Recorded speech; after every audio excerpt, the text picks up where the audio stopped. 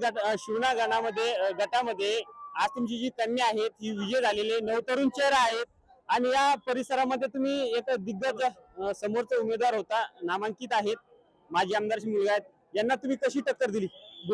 मी गेल्या 9 ते 10 वर्षापासून सतत जनतेची सेवा केली। प्रत्येक कार्यात जनतेच्या मी सहभागी राहिलो आणि त्याचंच मी आज हे फळ मानतो। आणि ज्या मायबाप मतदारांनी माझ्या मुलीला भरघोस मतांनी निवडून दिलं त्याबद्दल त्या शिवना गटातील सर्व मतदार बंधू भगिनींचे मनापासून खूप खूप आभार मानतो।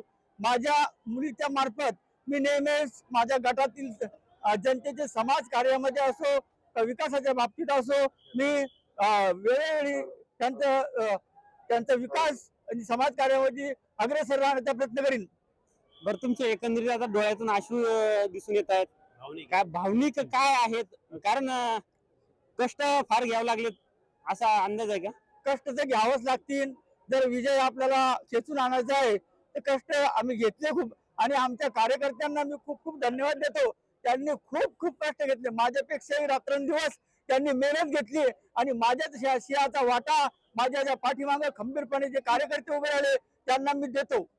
बरं, एकंदरीत आता तुमच्या त्या सर्कल मध्ये काही बऱ्याचशा जे तुमच्या विरोधकांनी जो प्रचार केला त्याला काय आता काय उत्तर असाल पुढे?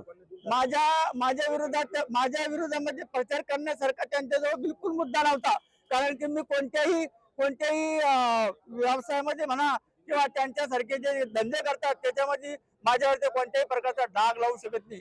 माझा जो व्यवसाय आहे मिरचीचा, मी मिरचीचा व्यवसाय 2006 ला सुरू केला। त्या व्यवसायामधून मी हजारो शेतकऱ्यांचे संसार मोठे केले, लखपती केले, त्यांचे घरदार झाले, त्यांची जमिनी झाल्या आणि ते सुखी आयुष्य जगतात।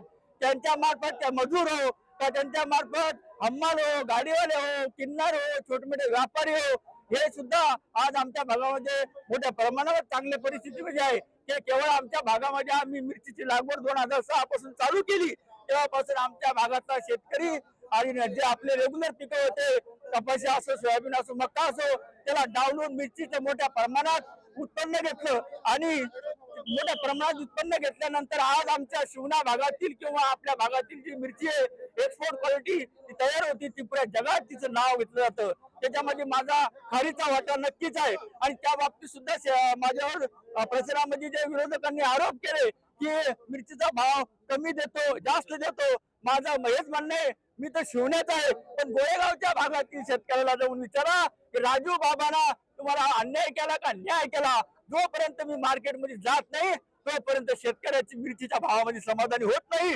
मी शेतकऱ्यांना नेहमी न्याय देण्याचा प्रयत्न करतो। शेतकऱ्यांनी मिरचीच पावडर कोणच्या डोळ्यात फेकलं? त्यांच्या डोळ्यात फेकले विरोधकांच्या।